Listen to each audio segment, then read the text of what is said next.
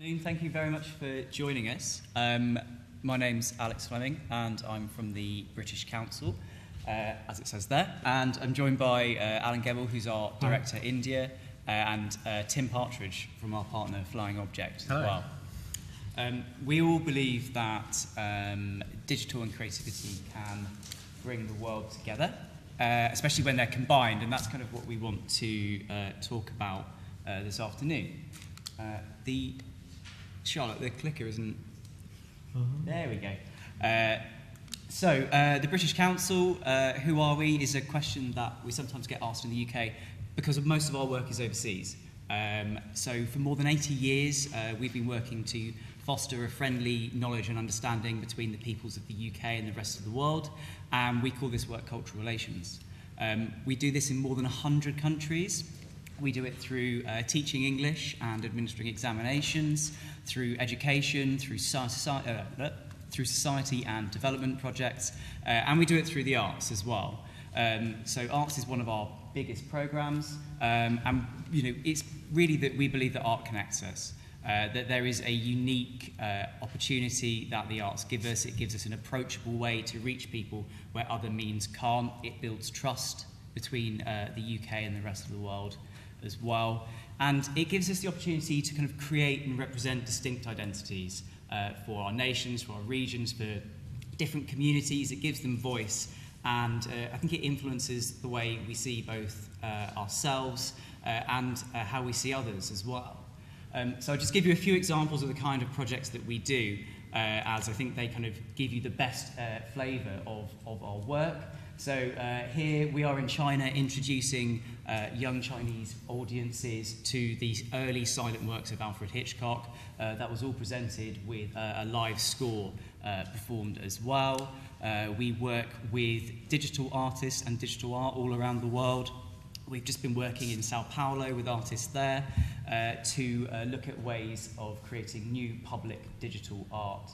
And that's been part of a big 4-year programme to connect the London and Rio Olympics, connecting the two host countries together.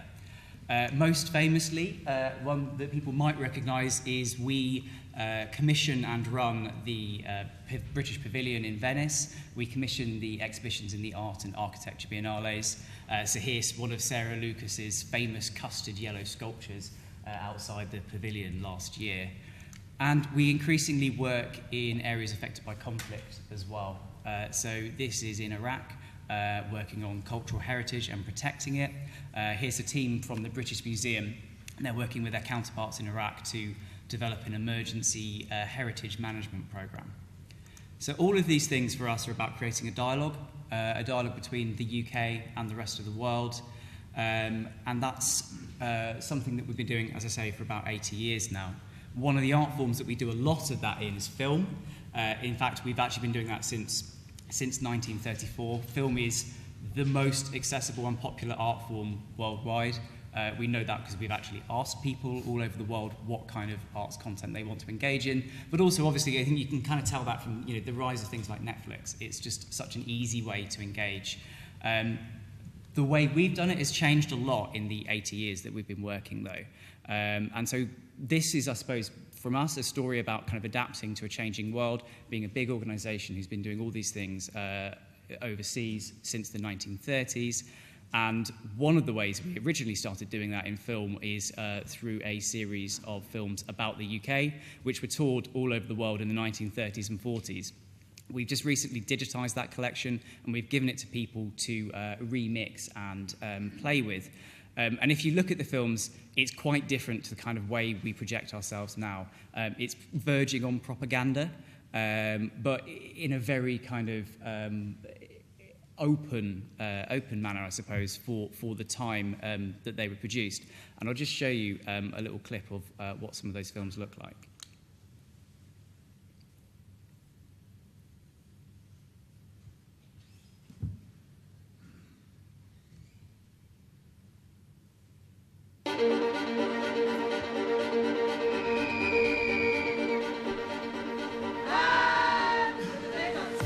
Britain, the United Kingdom, an island 700 miles long, 200 miles wide, separated from Europe by the English Channel.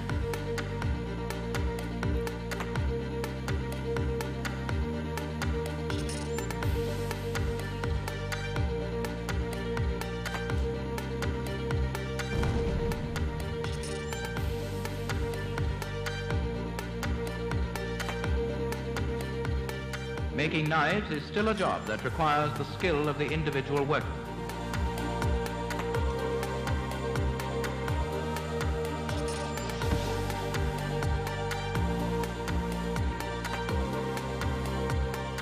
Back among the clatter of the looms, you'll find our Edna and our Annie.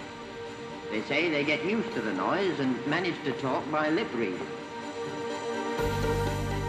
All guns reported ready. The captain gives the order to open fire.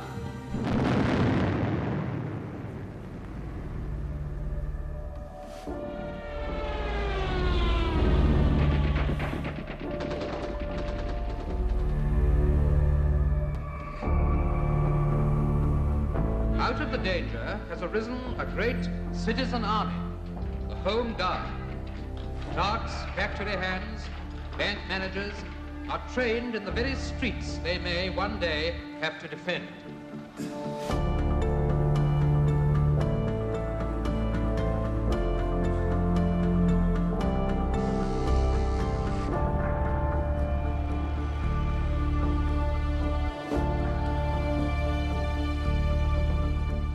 This machine helps the cripple's first attempts to walk, and these exercises strengthen backs and legs.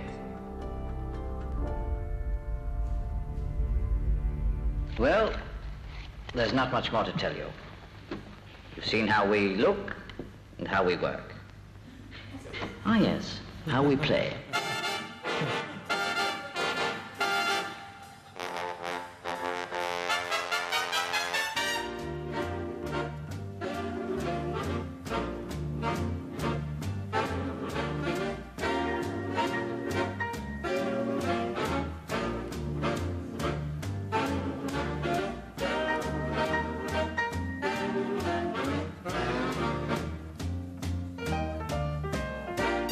Keenest of all are the youngsters, whose heroes are the famous professional footballers, and who dream of the day when they too, perhaps, may hear the roar of the crowd.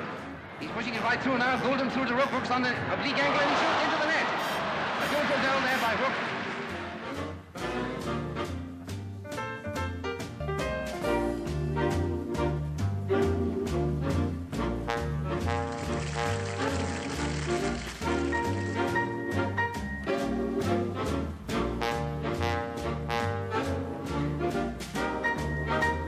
The afternoon draws to a close and the classrooms begin to empty.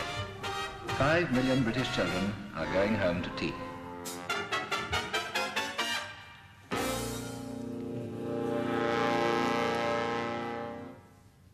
So I think the first thing to say is we no longer show these films as if they're the truth around the world. We have changed as the UK has changed.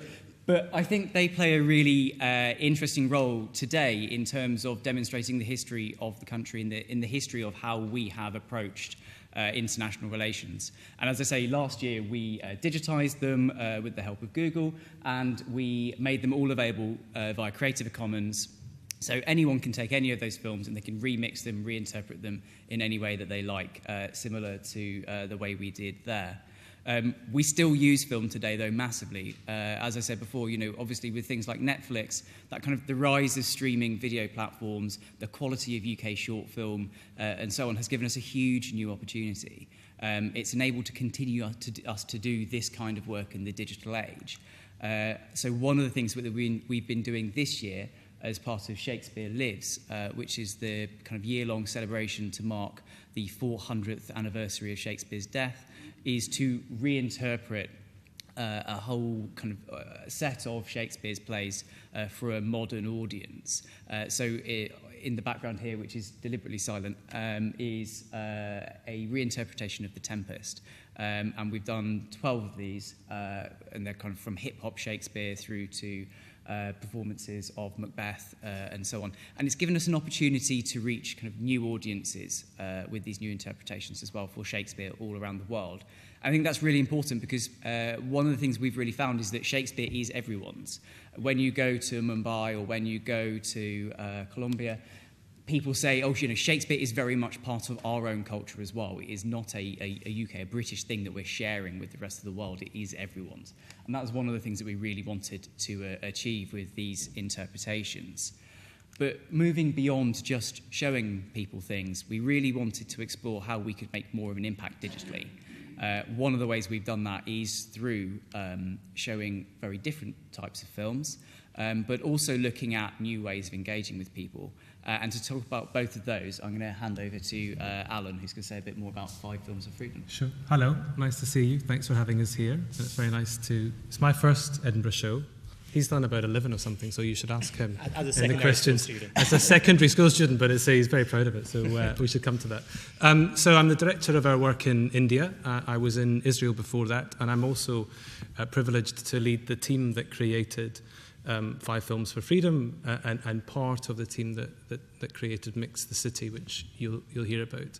And both of those projects really are about digital interventions helping us share stories, helping people share who they are, be a bit surprised, delighted, excited by who other people are, and we hope in the mix of doing that to shift some perceptions.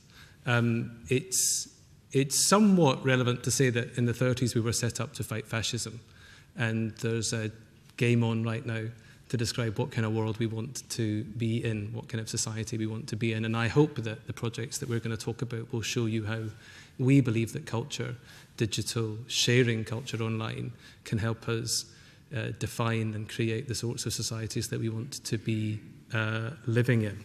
So this is 5 Films for Freedom.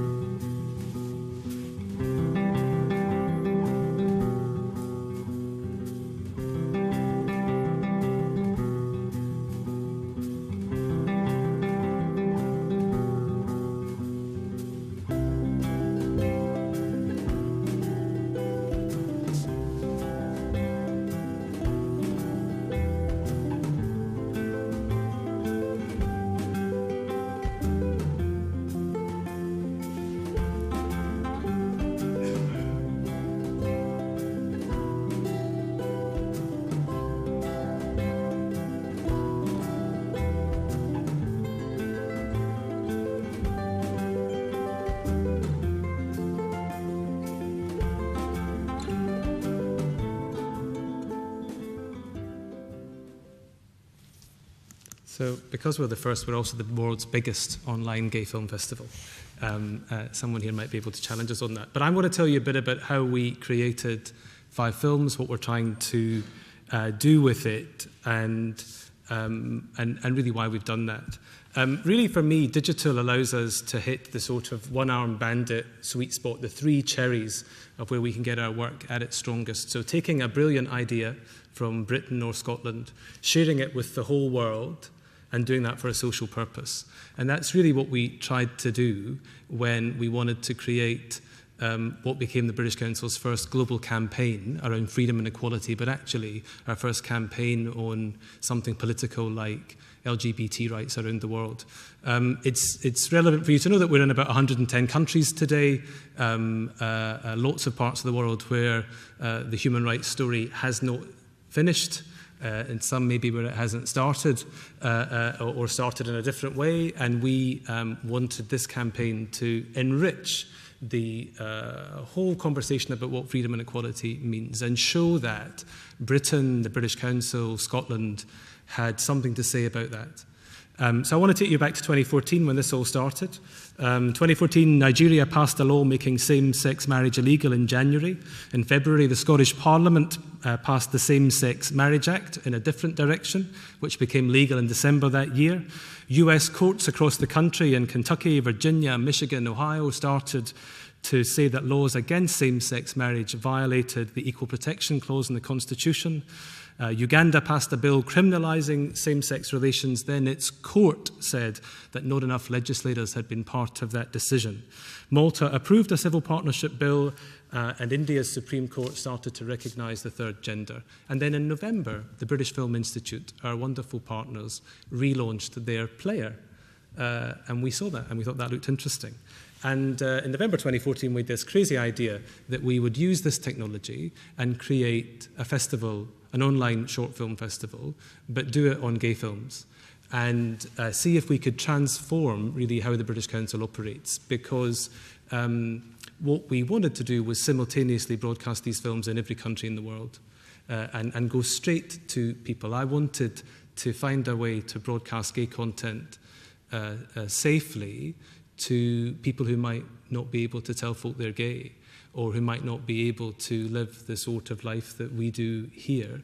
And I wanted to broadcast those films safely so that if they were in their bedrooms, on their computers or on their phones, they could watch it and feel for a moment connected to a bigger conversation. Now, there are lots of other ways that people in that situation could feel connected to a bigger conversation, but I felt that we, if we took a risk, could do that, because we're in 110 countries. We've got incredible networks. We are every day talking about the power of culture to change lives, and we thought we could bring all of that work together to connect and maybe shift some perceptions. So for me, 5 Films is about leveraging this power of an international organisation and the power of culture as a force for good. It's also a bit about just saying quite how much music was in the British Council, how much could we sing to the hearts and souls of our colleagues, because we are an international organisation promoting a bunch of values that Britain and Scotland has, and trying to make sure that our countries look like they are as open and welcoming in the world as they possibly can, and share that those values are ones that we want to be attractive. So this was November 2014. You can see I'm slightly evangelical on it. And the only way to do it was to hook in with the British Film Institute, their player, and incredible colleagues in the BC. But also, very quickly, it became clear that the way to do this was to make 5 films from the next year's London LGBT Film Festival called Flare, to make that the way to get the content out there. The problem with that was that the film festival was going to take place in February, March 2015, and what we would have to do was convince a whole bunch of folk that we could do a thing that the British Film Institute and the British Council had never done before, so a simultaneous global release of film content in 110 markets, but ideally all over the world, and do that safely, well, be able to do it, that was the first question, and then do it safely, and then do it with a purpose. And that was really my job. My job was to say we can do all of that. And there were really 3 questions. Is it feasible, is it safe, and is it the right thing to do? Because it looks a lot like a political campaign. So in feasibility, actually, with 7 weeks out, the feasibility question was not really answered till about the week before that we did it.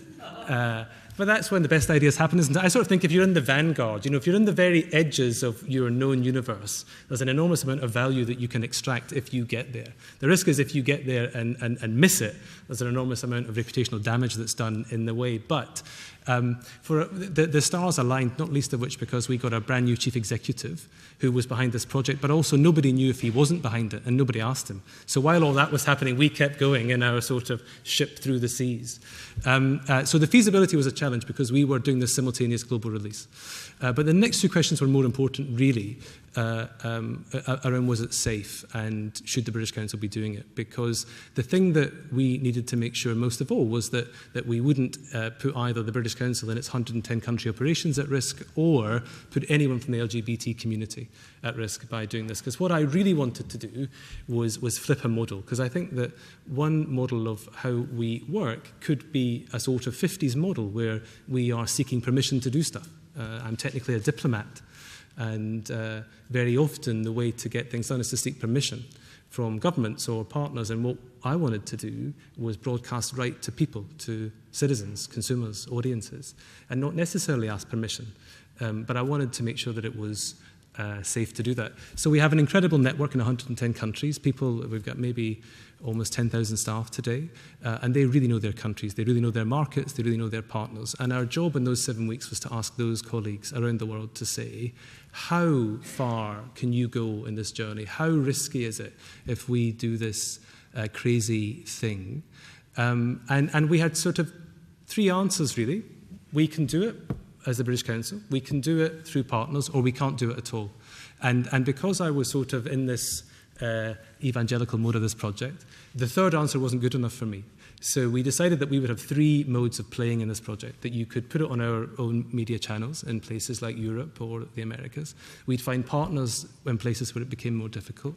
And if it was very, very, very difficult, that we would use the content to have conversations with ourselves about gay rights in that country. So there was no opportunity missed, I hope, in that first year about the sort of impact that we could have in a conversation about freedom and equality.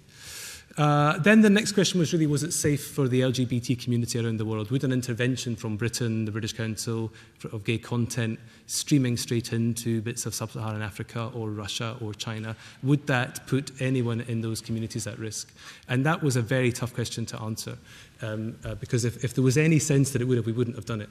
And it's an incredible privilege to be in the British Council. So we went to the UN and we talked to an incredible man called Charles Radcliffe, who's the head of the Global Issues Unit in the UN Human Rights Commission.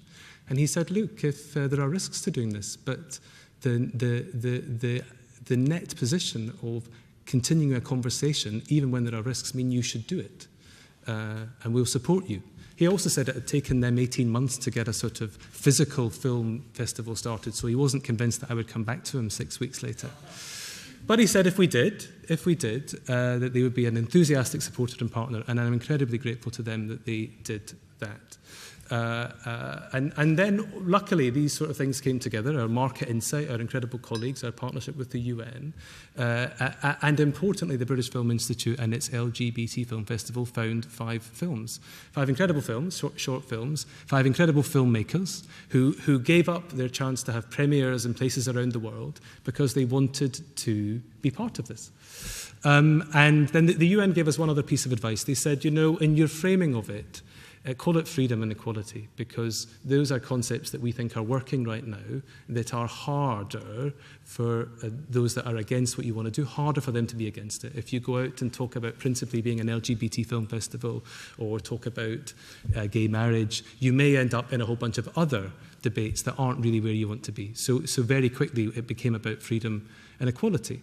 And it was incredibly successful in its first year. 7 weeks on, we had a 10-day campaign, and we decided in the midst of it that we would try and make this conversation happen in the world. So we tried to have one day of everyone watching the movies together, bringing our office together, asking our colleagues to bring people in and talk about freedom and equality. And there were some very powerful moments. So in China, in Mandarin, we put up a web page that said love is a basic right, and it wasn't taken down. And they kept the campaign going. Our colleagues in Bangladesh brought in an incredible organization called Boys of Bangladesh, but it's really Boys and Girls of Bangladesh. And we chatted to them in the morning when they came in, and we said, what does it feel like to be gay in Bangladesh? And this woman said, well, it feels like I've got a bounty on my head, but I came out today to watch your movies. And it was just, a very powerful reminder that this story, this is real. People are taking risks in their very daily lives to promote their own and others' freedom. So we were jolly pleased with what we did in the first year and pleased with our partnership with the BFI. But we wanted to have a bigger reach, so we did it for a second year. And we were, I think it was March this year, and we wanted to add a couple of extra bits in because these individual stories were very, very powerful. And in March this year, we had another 5 films. We had almost 1.5 million views of the films, about a digital reach of 140 million. You can tell me whether that's a real number or not, but the 1.5 million views of the films is a real number. And we think became the world's biggest online LGBT film festival. Maybe still the only one, but we'll take both descriptions. And this year we wanted really to talk about this role of individuals. And I'm very interested in humanizing bureaucracies. We're a big institution, but actually what we want to be is a human institution, I think. And we want to be relevant in people's lives, as relevant culturally and politically, as it were, as when people come and get an exam from us or choose the UK as a place to study. So we ran a global competition last year to find inspiring individuals who use culture or work online to promote freedom and equality. And we came up with 30 plus people who we think are doing incredible work. They're our first global list, and you can see them, and they are absolutely espousing the values of this program about taking a risk. In fact, 2 of our global list members from Uganda were imprisoned last week or 2 weeks ago during the Pride activities in Uganda. So I'm really pleased that we took this decision to talk about freedom and equality, to use film as a way to share and connect. And I'm really proud of my colleagues around the world who, in places where it was tough, in countries where you might have thought that we wouldn't do this, that we enthusiastically embraced the fact that we've got some people from Uganda or Nigeria on our global list, or that in China we felt able to promote this content. In fact, one of our global list members is a man called Gang Le, who is the founder of China's Grindr. He has 27 million people on his app. It's called Blued, B-L-U-E-D, and incredible. His story is incredible. He was a policeman. He set up a gay website when he was a policeman, and he was asked to take it down or resign. He resigned and has set up what has become, I imagine, one of the world's biggest gay dating sites. So the only other thing to say about this is the learning for us, which is I think that it lets us think about broadcasting straight to individuals. It lets us think about turning the model on its head, whereas maybe traditionally we were physical first, where we would move stuff and people, and our cultural work would be a function of the people that we would move. That today we are more confident that we can go straight to audiences, citizens, consumers, and ask them to take part in a thing with us, be part of a conversation, and share some of that, share in the journey of the project. And that really is all I think I wanted to say about our work on 5 films. I probably talked for a very long time. I thought I would just talk a tiny bit about Mix the City before I hand over to you. So I was in Israel before India, and the question that I asked myself there was, how do you, in a country that's got such innovation, how do you connect that with people in Britain and around the world?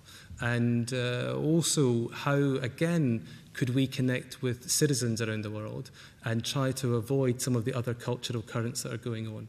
And could we do that in a way that would help the geopolitical realities? Is there a way for culture to be connecting folk in a way that helps us achieve the UK's objectives in that part of the world? And our objectives in that part of the world are clear. We want a 2-state solution. We want people living side by side in 2 states in security and justice. And of course, there are a number of challenges to that. And my question was really, could we build new relationships? Could we build new cultural engagement and educational engagement that would help further that, and that would be an alternative narrative to the one about boycott? That would be an alternative narrative to being maybe frightened to engage. So that was the pitch. And what I wanted to do was find incredible people. We found Flying Object, and create a platform that would let 1 million people engage in culture online. At the time, we had 0 digital engagement in Israel for our work. And it was so this was another big risk, but one could see where the world was going, and we knew that if we got brilliant partners, we've got a brilliant colleague called Midsummer who would be here, but he's doing other things, who helped make that happen. For me, the politics of this were much more personal, because there was a lot going on that made this project tough. So in the midst of its commissioning, Israel and Gaza had a war. There was a conflict. I was working in Israel at the time. We had 3 rocket attacks a day going off. We held an exam for 300 candidates, which had a rocket attack overhead. There were maybe 2,000 deaths in Gaza. That it was very difficult to work out what the role of culture was, and to stay true to this sense that actually we could connect people even when there was madness going on. But what I am really proud of, again, is that there are cultural communities, there are educational communities that we are working with that are trying to create an alternative narrative. And before I hand over on Mix, I would just say that one of the things that I'm most proud of us achieving in Israel is a physical project where we launched the UK's first multilateral research fund in the Middle East, which is a platform for scientists in water to work together, one of the most difficult issues in that part of the world. When I arrived in Israel, I got a briefing from the UN to say the aquifer in Gaza was 92 to 96% contaminated. And we spent 3 years trying to come up with a solution because we knew that Israeli technology could also fix that problem. So after 3 years, we launched the UK's first multilateral research fund, and scientists from Palestine, from the occupied Palestinian territories, from Israel, from Morocco, from Jordan are engaged in water research.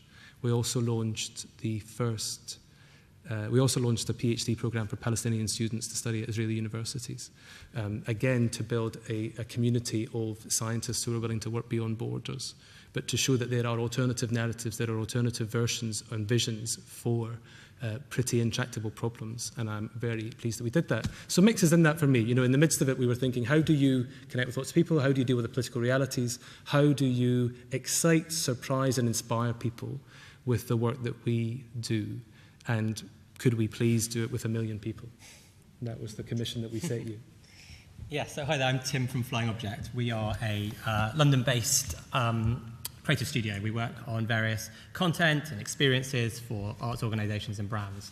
And the British Council set us a really interesting brief, which was, how do we create a sort of digital artistic moment in which users or audiences felt like they were part of the creation of it rather than just a consumer, which I think was quite unusual for British Council's work at the time.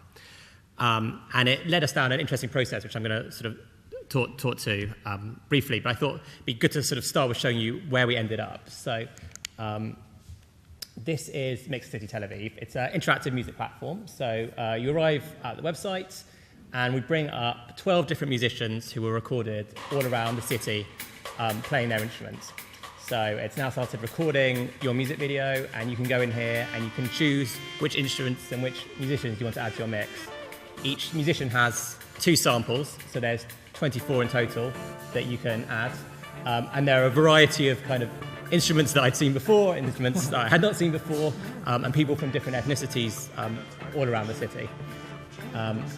Once you've recorded your track, you can then press the stop button there, and we magically generated a music video for you. So this was your track in music video format that you could then share on social networks or by email with your friends. So, how do we get there? It all started, first of all, with Emmanuel, who Anna mentioned, but also with this chap. This is Cootie Man. Cootie Man is a musician and sort of remix genius, really. His practice for many years has been to rock up to a city somewhere in the world and to invite a host of musicians to play individually. So he will ask them to play at a certain tempo and in a certain key, but without awareness of what everyone else is doing. He then takes back those samples and sort of reconstitutes a brand new piece of music from those. Our sort of practice, our process here was to sort of work out with Cootie Man how he works, what he does, then try and take it apart and then put it back together in a way that made sense for a digital audience, but also sort of stayed true to what he did. I think one of the things that's interesting about Cootie Man to us is he was a real kind of digital pioneer. I mean, he was probably one of the first musicians to gain an audience from YouTube and has had millions of views since. But what we discovered is that, and this perhaps is obvious, but musical distribution online is quite different than using the tools of the web to create something new. And so actually when we met him, we went back to first principles. And he sort of talked to us about how he works as a musician. And we kind of dived into, well, what does this mean as an experience?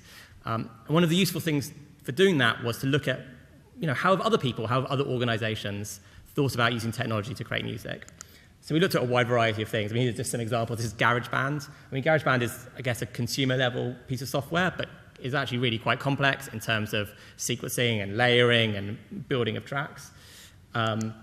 This was an interactive music video we looked at by a band called The Tan Lines, which had a sort of faux Photoshop interface for moving musicians around and kind of interacting with their music video, which we found quite interesting. This was, you may have seen this before, it's more of a sort of abstract example. It's a website called Patatap, which involves firing fun sounds and sort of images with your keyboard. all of these kind of sat somewhere on the kind of simple complexity continuum, and that became our kind of main discussion point with Cootie Man. And it kind of forced us to go back to the brief. Who was this for? And what did we want them to get out of it? I mean, music is something that I think we all enjoy to some extent, but it's something that few of us have any real skill in. I was going to bring my trombone to prove that, but I thought I wouldn't do that. Can you play trombone? Very poorly. Yeah, I know. Full of talents. These people are missing the good things. Yeah, right. So how do we create something that someone who has no musical experience can feel like they are contributing to? But equally, that what comes out the other end does feel like music, that they have actually done something. And the sort of guiding principle became this idea of immediacy. We thought about our user almost being a DJ. So rather than a composer who is lining up and sequencing and preparing their track, which had its attractions but just seemed too complicated, we thought about them more as a kind of DJ in the moment, making decisions now and then about which piece of music or which sample was going to be added to the final piece. And that felt it sort of corresponded with kind of a bit how Cootie Man works, and also helped us create an experience that anyone, no matter what their level of music knowledge was, could arrive at the page and within a few seconds find themselves creating something new.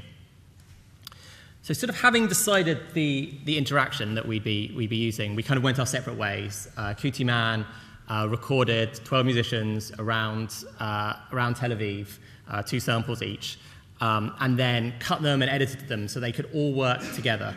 So whatever you played, you got something that sounded pretty good. We, on the other hand, went and worked with our development partners, who are a company called Roll Studio, to sort of work out how to make this thing. And while it's quite a simple experience, it was actually quite a complicated process. We used what at the time was a new API, the HTML5 Music Audio API, which allowed us to sequence and line up samples in the browser itself, and also control volume. We even let people add a synthesizer to their track. On mobile, we had other challenges. Our whole experience was based around multiple videos playing at the same time, and it turned out you couldn't do that on iOS. So what we ended up doing was actually using image sequences, which is a bit like a sort of animated GIF, which had to be perfectly lined up with the corresponding sample to make this experience work on mobile. And our hope is what came from it is kind of what we set out to do. It's something that anyone can arrive at, anyone can start interacting with, and however much time they spend there, what they will get is a totally unique piece of music and a music video that they feel ownership over and that they've made themselves. I think one of the sort of greatest pleasures of working on this has been seeing it expand to other parts of the world. We've now launched Mix the Cities in 4 cities around the world, with more on the way. We've created an installation version, so it's been installed in museums. It was taken to a music festival. So it's interesting to see how people can explore this technology kind of in the real world as well. One of the other significant developments has been the creation of Mix the Play. And this came about as part of, Alex mentioned, the British Council's Shakespeare 400th anniversary, Shakespeare Lives. And the thought process here was, can we take the same idea, take a piece of culture, and in this case it was a scene from Midsummer Night's Dream, and put it in the hands of anyone to create their own version of it. And like Mix the City, we went back to first principles. So we worked directly with a cultural organisation and artist, in this case the Old Vic Theatre, and a director called Joe Murphy, and started from scratch. We said, what does making theatre mean for you? As a director, what do you do that we can sort of use a bit of in this experience? And I think sort of that was a really interesting process for us. I think when we started this, our expectation is that you would be moving actors around a stage somehow. Perhaps you'd be adjusting the cadences of their lines. Maybe you'd be turning the lights on and off. But Joe sort of explained to us that's not really what a director does, or if it is, it's sort of the last 20% of what they do. Most of what a director does happens in the decisions they make before the rehearsals even begin. And so this whole experience became formatted around that. What are the decisions that you would make as a director to interpret a piece of Shakespeare that you were going to stage? So apparently 50% of a director's job is in the audition room. So we created an audition room for you. You have 3 different actresses that you can audition for the part of Titania, and we had 1 actor playing the part of Bottom. You could then make an interpretive choice. So you could play Titania as a high-status character. So she's queen of the fairies and she's in control of the scene. Or alternatively, she's sort of overawed by the love, by the potion, and she is kind of in love with Bottom, and sort of lost control of that scene. So that was a kind of interesting decision you could make. I think particularly key for Shakespeare today is kind of what world you want to set it in. Do you want to sort of keep a tradition or reinterpret it? And we gave people three choices. So they could have Elizabethan, they could bring it into the 1960s, or they could set it in the present day. We also gave people a choice of music and costume and so on. And then at the end, what you got was your scene. This was a 2.5-minute scene from Shakespeare that we actually shot 36 times, and then with three music choices for each. There were over 100 different options that you could end up with. As your final piece. Actually, this guy, poor guy, Brian, who played Bottom, had to spend 2 days saying the same 2 minutes of Shakespeare over and over again, often with this huge donkey's head on his head, so he wasn't too happy. But it was a very different experience because it was driven by the practice of an artist, and I think that was kind of what was interesting for us. So yeah, I mean, I think sort of in conclusion, Alex and Alan both talked about collaboration at the British Council, and I think that's something we've definitely found through this process. Not just international collaboration, but collaboration between sort of different disciplines and skill sets. Digital people working with theatre people, they're working with musicians, working with the British Council themselves. But I think kind of what was most interesting to us about that collaboration is it didn't always flow in the way that you might think. You know, digital people also enjoy arts and culture and have opinions on arts and culture, and likewise, artists use digital tools. You know, their life is mediated through digital in the same way that everyone's is. And so that exchange of opinions was kind of more complex than perhaps we might have thought when we started out. And where this might go next, hopefully we could look at other art forms and other pieces of culture and sort of tear them apart and put them out together again. And it's really interesting to think about the different organisations and artists we might work with to do that. Great. So what's next? I think Tim covered it really well, actually. But we're taking Mix the City and Mix the Play to India next year. So there's going to be a whole new raft of experiences based on musicians and another Shakespeare play. We're also always looking out for new digital ideas. I think, as I said, the world has changed so much. It's really, really important that we use connectivity and creativity together to foster relationships between the UK and the rest of the world. It's really important to us. So we're always looking for new ideas, and everything that we do is delivered in partnership. We don't really make things ourselves. We find people who really know what they're doing, and we help them to share what they're doing with people all around the globe. So we're really keen to hear from people if anyone has new ideas. We want to make those things happen. We've just run an open call for new projects for India next year as well. So we're taking five projects from 5 new partners and prototyping those over the autumn ahead of launching next year. So that's everything from us, I think. I think we have a couple of minutes if anyone has any questions at all.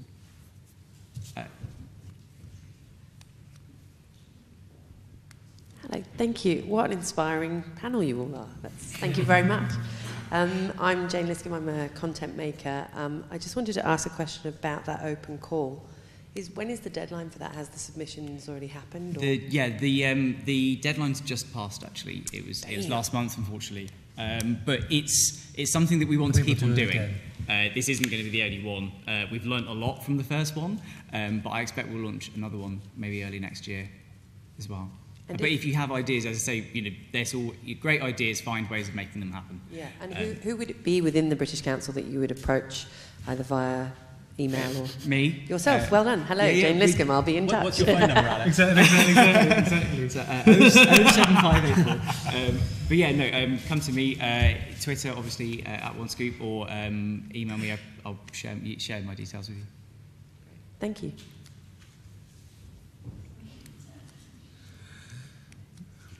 Thank you for a fascinating panel.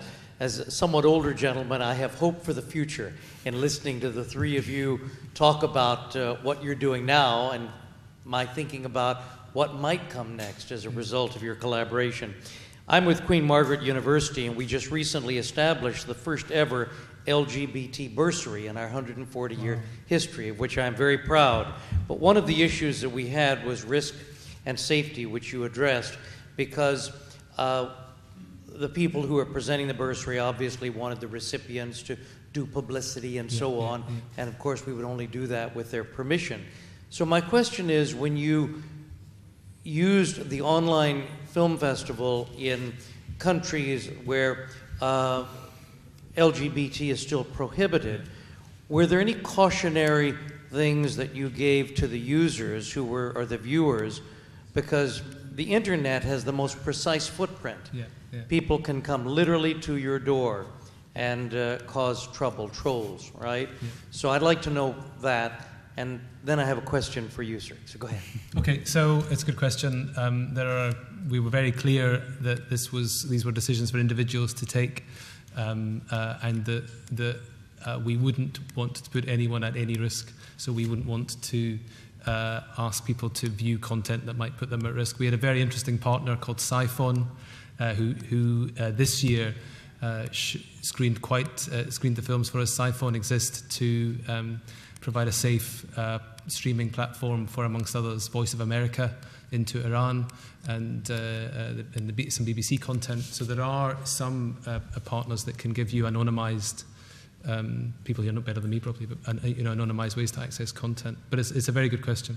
What was the name of that partnership? Siphon, P-S-I-P-H-O-N. Say it again? Siphon, P-S-I-P-H-O-N. Great. And my last question is for your good self. With regards to future collaborations regarding Mix the City, my field is event management. And one of the reasons that I've been drawn to this field for 40 years is the opportunity to bring people of different backgrounds together for mutual benefit. Might you be interested in having my students work with you on a Mix the Event project, where, for example, we mix an LGBT event with a Hells Angels event, which might not necessarily be cohabitational, if you know what I mean. Yes. Would you be interested in discussing that? I mean, I have no idea where that would end, but it sounds like a really interesting place to start. Sold on that concept alone. Andy could work with us on an event here. Next year is a very big year of culture for the UK, Scotland and India. Let's see if your students want to do something with us to make something special happen in Edinburgh. Right, thank you. Hells Angels aside. Very good. Thanks very much. I think...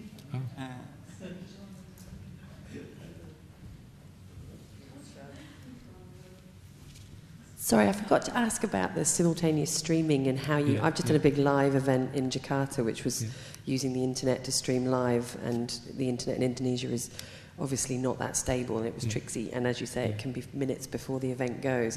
I just wanted to understand more about that live simultaneous streaming out to 110 countries, if you could. Maybe Alex can add a bit in, but we basically untagged the content using the BFI's player in the first year, so anyone could access it from anywhere. And then we decided that it would be better in the second year, in addition to that channel, to have some of the films on the British Council's site, so that we could add in subtitles or have local language content on pages. And actually the most views that we had came from social media, really from Facebook. So the extension of the project next year, I think, will be even more about how to get the right sort of films and content in people's social media streams. I think that's fair. Do you think? I think that was the big thing, actually, really, for us, is put the content where the audience already is. That's what we really learned. In terms of actually streaming from countries with less good internet connections, we just did a big project with Boiler Room in Nigeria, where we've always been told basically there's no point doing live streams because the internet goes down so quickly. And we learned a lot there, and that's something we want to share. We're trying to kind of collate what exactly we did because it was quite complicated. But yeah, so we can share that at some point. Hi. When you talked about music, there's no limitations on language in music. Yeah. I was quite interested when you were doing the Shakespeare and the films. What's the policy around multilingualism worldwide? So the films in the first year came from... Where have I got them? So the first year the films came from Denmark, Canada, America and Britain, and in the second year they came from the Philippines, Brazil, Scotland, an incredible director called Siri Rodness, who is amazing, and you should see her work, and Spain. So more than multilingualism, what we were very keen to do in the second year was represent ideally the language blocks of the world where there might be big audiences. And we got a bit of that. We've got some work to do to get some films out of sub-Saharan Africa. We would quite like a film from China, and I think Gang Lei and his Blood and 27 million subscribers might help us with that. But we're very keen to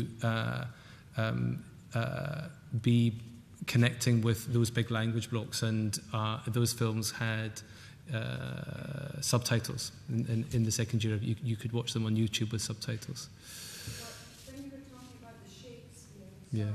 Sorry? films, is given where we're going with digital, Mm-hmm. is there a way where whatever my language is, I can engage with that without it being necessarily... I would say with some of them you could. If you saw the film, some of the stories were powerful enough for you to connect.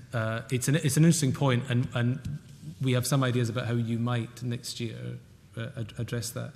Similarly on Shakespeare, what did you think about the Shakespeare app?